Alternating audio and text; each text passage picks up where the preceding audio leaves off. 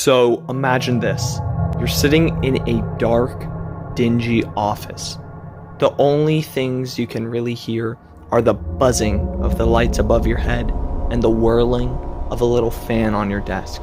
You can't see much. Almost the entire place is dark, besides one single light bulb hanging from the ceiling. There's no doors to protect you. You're only armed with a flashlight and a mask to keep you safe for 6 hours. So in today's video, I will be explaining how Five Nights at Freddy's 2 is the best FNAF game. So the video will be broken up into 3 parts: gameplay, characters, and lore. So starting off with the first part, gameplay. How is the gameplay so much better than every other FNAF game? And it's simply because the uniqueness and stress of it.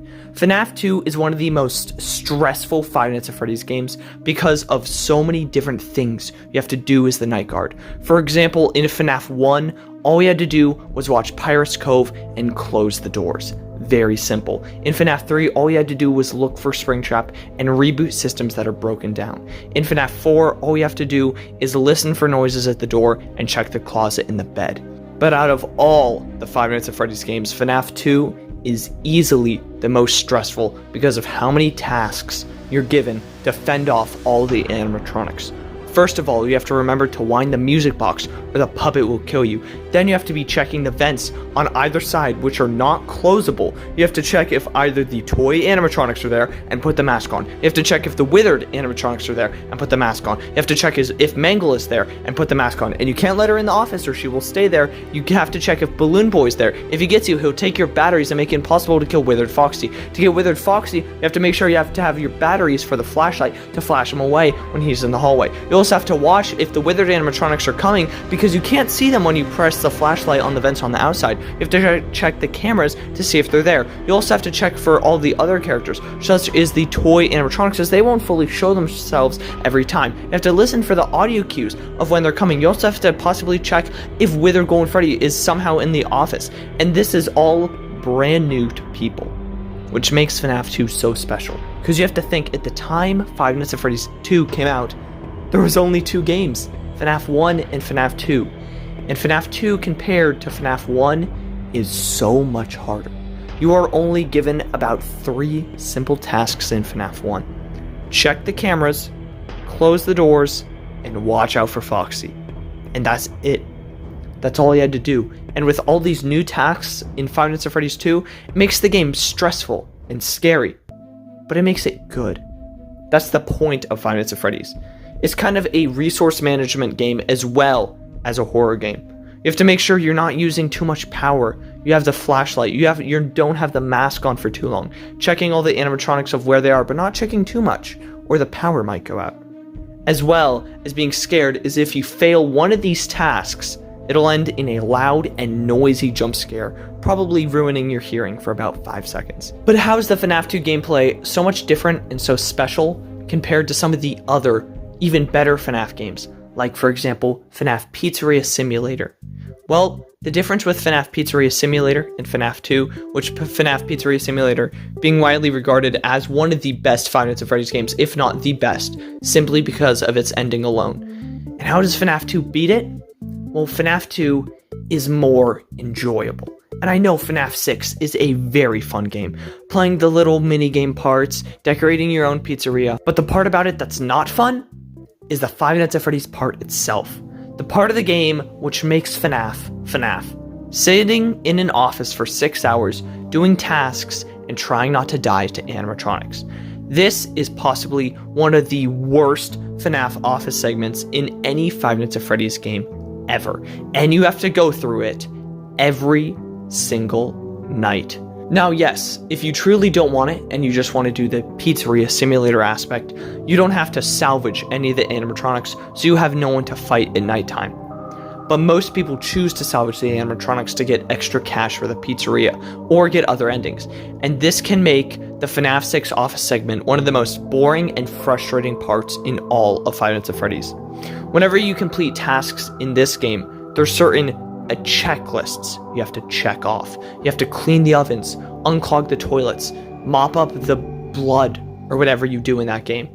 And because of that, makes it so annoying. Whenever you do these tasks, if you switch off the screen to check if the animatronics are nearby or to lure them away with an audio cue, it resets this task. And you have about 15 of these you have to do to have a little loading timer that takes about 30 seconds each. So think about that. While that's loading, you can't do anything. You can't fend off animatronics, you can't see if they're there, you can't lure them away, you just have to sit, wait, and hope that you don't get jump scared. So even though FNAF 6 seems like one of the best Five Nights at Freddy's games, simply because of the main aspects that make it Five Nights at Freddy's, the office segments, it can't be. Or you might be saying another game that's completely unrelated, Security Breach. How is FNAF 2 better than Security Breach? And that brings me to my next point.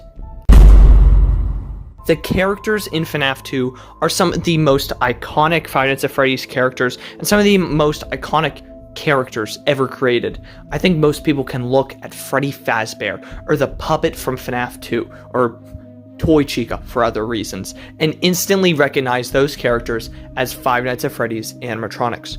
So what makes the FNAF 2 characters so much better than the Security Breach characters? They're scary. And I know the FNAF Security Breach characters, such as the glamrock animatronics, weren't really designed to be scary. But even the characters that were designed to be scary in FNAF Security Breach, such as the Blob or Peepaw Willie Afton, they aren't scary. And I feel like FNAF has lost its charm, which was most present in FNAF 2. FNAF 2 had the most uncanny valley of any Five Nights at Freddy's animatronics. What is Uncanny Valley, you may be asking? It's this kind of graph that dabbles in between things that look human and things that don't. And it sits right in the middle, the valley, the dip of the graph, making things look almost human, almost, but not quite. And that's what makes the FNAF 2 animatronics so unsettling. Some of these characters people have created in certain FNAF VHSs, making them look absolutely horrifying. Some of them, for example, like Withered Chica, Toy Freddy, even though these characters may look a little silly, just silly PNGs on a screen, when you really get in the environment and you feel like you're there, staring into the soulless dead eyes of these animatronics is one of the most haunting things ever. And I know when FNAF 2 first came out, you were probably scared of these animatronics just as much as I was. We've all gotten used to them now, but when they first came up, they had a fear factor on us that almost no other characters could recreate. The designs of these characters feel so real. I feel like if FNAF wasn't a video game, it could be genuinely a real franchise. I could walk into a place like Chuck E. Cheese and see these beat up, dismantled toy animatronics on stage. But I can't imagine that for Security Breach. These characters just don't seem realistic.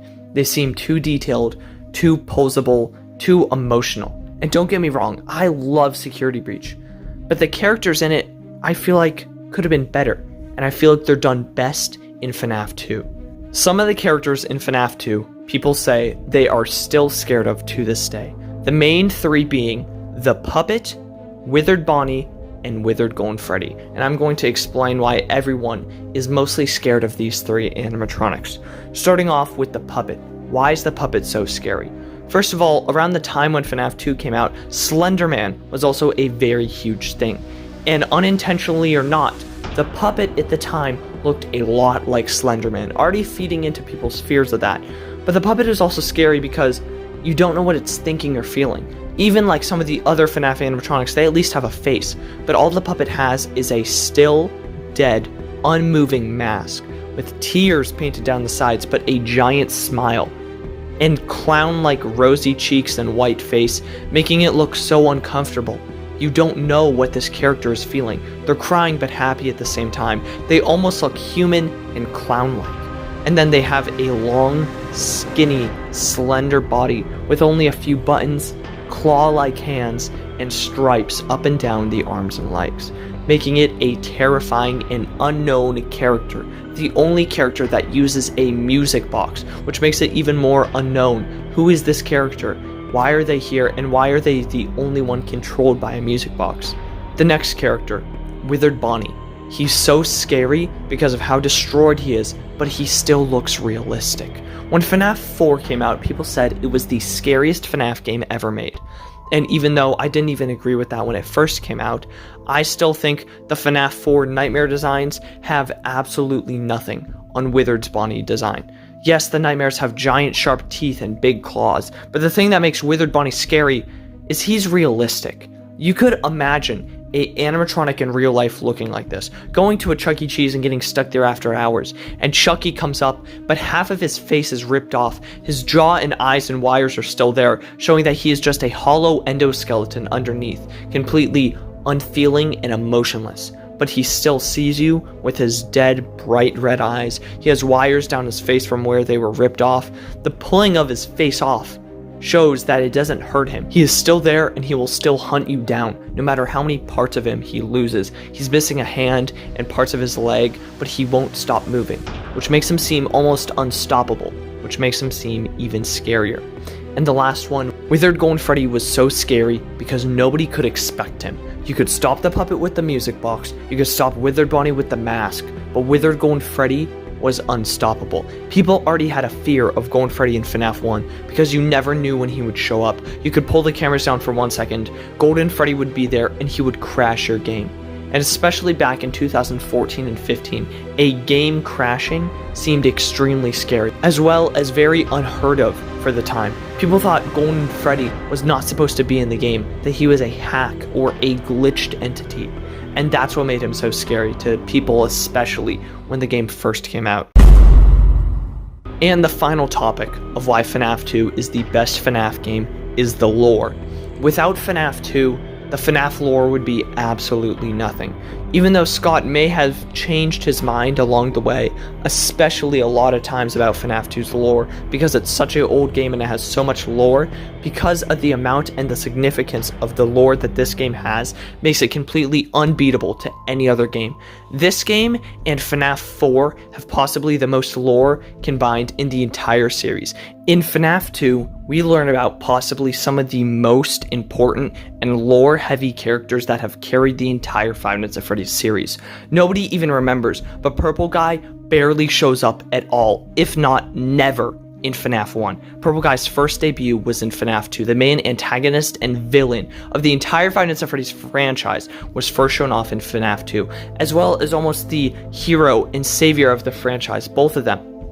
The puppet Charlotte and Henry Emily, William Afton's partner. Both of these characters playing an absolutely huge role in the Five Nights at Freddy's lore, both existed from this game, and other characters, such as showing that Golden Freddy was still existing. He wasn't just a little Easter egg, he was a very heavy lore-filled character. So many mini-games, such as the Foxy Go Go Go mini-game, and so many other ones that I might get mixed up with FNAF 3, but FNAF 2 is some of the most important mini-games ever, showing off what the characters are and what Purple Guy did to the kids. The lore in FNAF 2 is absolutely unbeatable, and other little secrets that people wouldn't think of, that people theorized for a while, but no one could come to an answer to. Like, why did Chica move the Paper Pals from the one party room into the office? Who are these shadow animatronics? Were the withered animatronics the first FNAF characters? Were they the FNAF 1 characters? Did they come before FNAF 1? We learn about possibly Spring Bonnie, or we learn about how they found a deactivated room. We learn about the Bite of 87 in FNAF 2, which gives us so many different lore hits. Compared to any other FNAF game, I would say that FNAF 2 has the most lore. Now, of course, you don't have to agree with me. Everyone has their favorite FNAF game. My personal favorite is FNAF World. FNAF 2 isn't even my favorite game. But do I think FNAF World is the best game? No. I would have to say that FNAF 2 is the best Five Nights at Freddy's game ever made. Now, of course, you can't disagree with me. Let me know in the comments what you think, if FNAF 2 is the best FNAF game ever made. I really appreciate all the support I've gotten recently. By the time this video uploads, I'm probably going to be at 50,000 subscribers, so I will try and plan a special video, so I'll see what I can whip up. But yeah, that's it for today's video. I really hope you guys enjoy. Please subscribe, because this video took a lot longer to make than all my other ones. But yeah, that's it for this video, and I will see you all later. Good